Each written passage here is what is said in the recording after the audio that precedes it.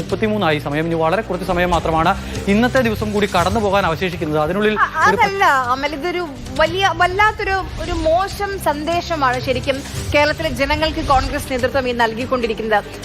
അധികാരം കിട്ടിയാൽ, അധികാരം കിട്ടുന്നതിന് മുൻപ് ഇങ്ങനെയാണെങ്കിൽ അധികാരം കിട്ടിക്കഴിഞ്ഞാൽ ഇവരുടെ തമ്മിൽ തല്ല് കഴിഞ്ഞ് എങ്ങനെയാണ് ഇവർക്ക് ഭരിക്കാൻ കഴിയുക, കേരളത്തിലെ ജനങ്ങളുടെ കാര്യങ്ങൾ എങ്ങനെയാണ് പരിഹരിക്കാൻ കഴിയുക, അവർക്ക് വേണ്ടി എങ്ങനെയാണ് പ്രവർത്തിക്കാൻ കഴിയുക എന്നൊരു ചോദ്യം കേരളത്തിലെ ജനങ്ങളുടെ മനസ്സിലേക്ക് ഇട്ടുകൊടുക്കുന്നതാണ് ഇപ്പോൾ കോൺഗ്രസ് ചെയ്തുകൊണ്ടിരിക്കുന്ന വല്ലാത്തൊരു മോശം പ്രവണതയാണിത്. ഈ ചില ട്രോളുകളൊക്കെ ഇറങ്ങുകയാണ്, തെരഞ്ഞെടുപ്പ് കഴിഞ്ഞാലെങ്കിലും നിങ്ങളുടെ പട്ടിക വരുമോ എന്ന്. എന്തിനാണ് അങ്ങനെയൊക്കെ ഒരു അവസരം ഉണ്ടാക്കി കൊടുക്കുന്നത്? കോൺഗ്രസിൽ തിരഞ്ഞെടുപ്പ് പ്രഖ്യാപിച്ചു കഴിഞ്ഞാൽ സ്ഥാനാർത്ഥി നിർണയം ഉണ്ടാകുന്ന സമയത്തെല്ലാം ആശയക്കുഴപ്പങ്ങളും തർക്കങ്ങളും രാജികളും ഇതൊക്കെ ഉണ്ടാകാറുണ്ട്. കാരണം ഒരു ജനാധിപത്യ സംവിധാനത്തിൽ ചർച്ച നടന്നാണ് ഈ സീറ്റുകളെല്ലാം പ്രഖ്യാപിക്കപ്പെടുന്നത്. അതുകൊണ്ടാണ് അത്തരത്തിലുള്ള പ്രശ്നങ്ങളും അഭിപ്രായ ഭിന്നതകളും ഒക്കെ ഉണ്ടാകുന്നത്. പക്ഷേ ഇത്തവണ അങ്ങനെയല്ല, എല്ലാ തവണത്തെയും പോലെയല്ല. കോൺഗ്രസ് 100 സീറ്റ് അധികാരത്തിലേക്ക് നേടിയ സമയമുണ്ടായിരുന്നു, അധികാരത്തിലേക്ക് എത്തിയ സമയമുണ്ടായിരുന്നു. തെന്നല ബാലകൃഷ്ണപിള്ള KPC പ്രസിഡന്റ് ആയിരിക്കുന്ന സമയത്താണ് കോൺഗ്രസ് അതിശക്തമായ ഒരു തിരിച്ചുവരവ് നടത്തിയത്. പക്ഷേ അന്നത്തെ സാഹചര്യം എന്നൊക്കെ പറയുമ്പോൾ തിരഞ്ഞെടുപ്പിന് ഒരുപാട് കാലമുണ്ടായിരുന്നു.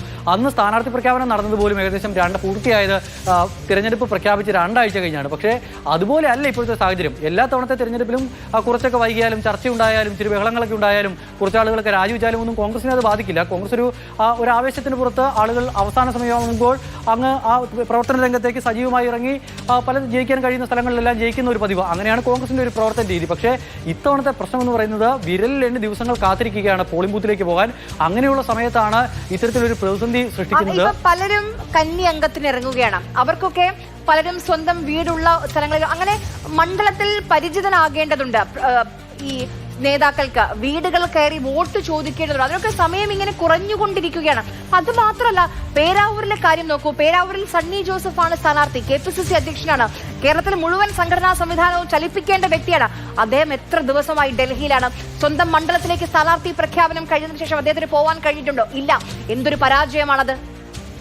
ഈ പോയ നേതാക്കളെല്ലാം തന്നെ ഇത്തരം ബുദ്ധിമുട്ട് അനുഭവിച്ചിരുന്നു. സ്ഥാനാർത്ഥി പ്രഖ്യാപനം വരുന്നതിന് മുൻപ് തന്നെ സീറ്റ് ഉറപ്പിച്ച ആളാണ് PC വിഷ്ണുനാഥ് കുണ്ട്രയിൽ. മറ്റൊരു അത്ഭുതവും നമ്മൾ പ്രതീക്ഷിച്ചിരുന്നില്ല. അതോടൊപ്പം തന്നെ ആ പട്ടിക പരിശോധിച്ചാൽ വർക്കിംഗ് പ്രസിഡന്റുമാരിൽ പിന്നെയുള്ളത് AP അനിൽകുമാറാണ്. AP അനിൽകുമാറിന് വണ്ടൂരിൽ എല്ലാ ദിവസവും നിന്ന് പ്രവർത്തിക്കേണ്ട ഒരവസ്ഥയുള്ള മണ്ഡലമാണോ എന്ന് ചോദിച്ചാൽ ഒരുപക്ഷെ കോൺഗ്രസിന് കഴിഞ്ഞ കുറേ കാലമായി ശക്തമായ സംവിധാനമുള്ള ഒരു മണ്ഡലം. അതിനാൽ അനിൽകുമാറിന് വേണമെങ്കിൽ ഒരു ദിവസം കൂടി ഡൽഹിയിൽ തുടരാൻ കഴിയും.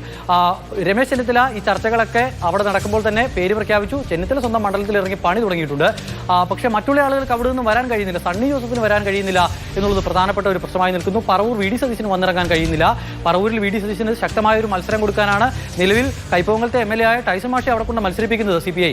അപ്പോൾ ഒരുപക്ഷെ VD സതീശന് അത്ര വലിയ ബുദ്ധിമുട്ടൊന്നും അവിടെ ഉണ്ടാകില്ലായിരിക്കും. VD സതീശന് വലിയ ബുദ്ധിമുട്ടുണ്ടാവില്ലായിരിക്കും. ശരി, കാരണം ഓരോ തവണയും VD സതീശൻ എന്ന നേതാവ് പറവൂരിൽ വോട്ട് വിഹിതം, വോട്ട് ശതമാനം ഉയർത്തിക്കൊണ്ടുവരികയാണ്. പക്ഷെ പേരാവൂരിൽ അങ്ങനെയല്ല. പേരാവൂരിൽ കരുത്തയായ പോരാളിയാണ് KK ശൈലജ. എന്തൊക്കെ പറഞ്ഞാലും അറിയുന്ന മുഖമാണ്. പേരാവൂരിൽ തോറ്റിട്ടുണ്ട്, പക്ഷെ ജയിച്ചിട്ടുമുണ്ട്. ആ ചരിത്രമുണ്ട്, അത് മനസ്സിലാക്കണം. കഴിഞ്ഞ തവണ 5000-ൽ താഴെ വോട്ടുകൾ, 3000 ചില്ലാൻ വോട്ടുകൾക്ക് മാത്രമാണ് സണ്ണി ജോസഫ് കയറിയത്. അപ്പം സണ്ണി ജോസഫിന് അവിടെ ഓരോ വീട്ടിലെയും ആളുകളെ അറിയാമെന്ന് പറയുമ്പോഴും KK ശൈലജ എന്ന് പറയുന്ന കരുത്തുറ്റ നേതാവാണ് എതിരെ നിൽക്കുന്നത്. അപ്പോൾ സണ്ണി ജോസഫിന് അവിടേക്ക് വരണം, പ്രചാരണം തുടങ്ങണം, വീടുകൾ കയറണം. അതിന് പോലും കഴിയുന്നില്ല ഈ കലഹം കാരണം. നാളെ എന്തായാലും നേതാക്കൾ കേരളത്തിലേക്ക് എത്തും എന്നുള്ള കാര്യം എല്ലാവരോടും സംസാരിക്കുമ്പോൾ മനസ്സിലാക്കാൻ കഴിയുന്നുണ്ട്. നാളെ എന്തായാലും പുറപ്പെടും. ഇന്ന് രാത്രി ഈ ചർച്ചകളെല്ലാം പൂർത്തീകരിക്കും.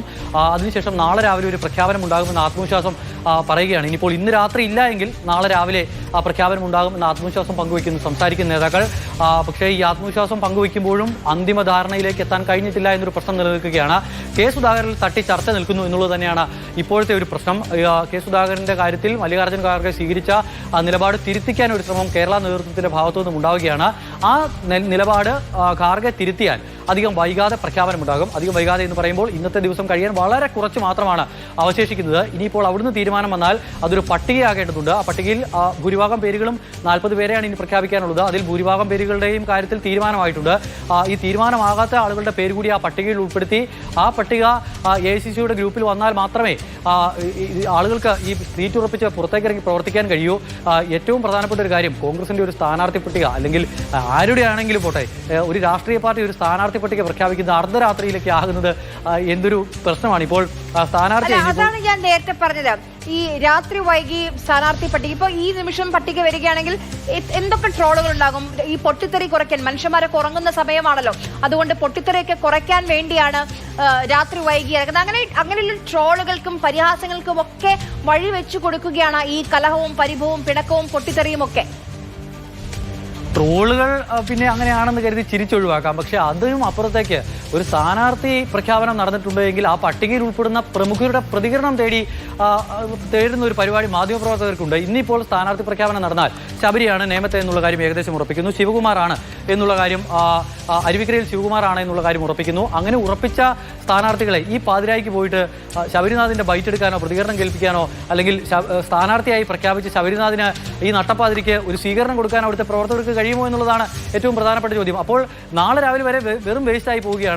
ലാൻഡ് ചെയ്യാൻ പറ്റുന്നില്ല ഒരു മണ്ഡലത്തിലേക്ക് പ്രഖ്യാപിക്കുന്ന സ്ഥാനാർത്ഥിക്ക് എന്നുള്ളൊരു അവസ്ഥ ഇന്നിപ്പോൾ പ്രഖ്യാപിച്ചാൽ വരും. പക്ഷേ അതുകൊണ്ടാണ് എന്ന് തോന്നുന്നു നാളെ രാവിലെ തന്നെ പ്രഖ്യാപനം നടത്താം. അപ്പോൾ ഇവർക്ക് സജീവമാകാനുള്ള സമയം കിട്ടും എന്നുള്ളത് കണക്കാക്കിയാണ് അത്തരത്തിലൊരു ആലോചനയിലേക്ക് കൂടി പോകുന്നത് എന്നുള്ളതാണ് ഇപ്പോൾ നമുക്ക് മനസ്സിലാക്കാനാവുന്നത്. നിലവിൽ എന്തായാലും ചില സീറ്റുകളുടെ കാര്യത്തിൽ തട്ടി ഇങ്ങനെ ചർച്ച നിൽക്കുകയാണ്. മറ്റൊരു പ്രധാനപ്പെട്ട കാര്യം, ഇന്നിപ്പോൾ തീരുമാനമായ സീറ്റുകൾ അങ്ങ് പ്രഖ്യാപിച്ച് അവശേഷിക്കുന്ന സീറ്റുകൾ നാളെ രാവിലെ പ്രഖ്യാപിച്ചാൽ മതി എന്നൊരു തീരുമാനമെടുത്താലും ഇത്രയും പ്രശ്നം ഉണ്ടാകില്ലായിരുന്നു. അതിന്ന് വൈകുന്നേരമൊക്കെ ഭൂരിഭാഗം സീറ്റുകളിലും ഈ 40-ൽ ഭൂരിഭാഗം സീറ്റുകളിലും തീരുമാനമായതാണ്. അതെന്തുകൊണ്ട് പ്രഖ്യാപിച്ചില്ല എന്നുള്ളതാണ്. അപ്പോൾ 3 ഘട്ടമായി പ്രഖ്യാപനം എന്ന് പറഞ്ഞാൽ ഒരു ഘട്ടം കൂടി അങ്ങ് നീണ്ടുപോയാലും ഇപ്പോൾ പ്രത്യേകിച്ച് ഒന്നും സംഭവിക്കാനില്ല എന്നുള്ളതുകൊണ്ട്. പക്ഷേ അത് ചെയ്തില്ല എന്നുള്ളതാണ് വളരെ പ്രധാനപ്പെട്ട ഒരു കാര്യമായി നമ്മൾ കാണേണ്ടത്.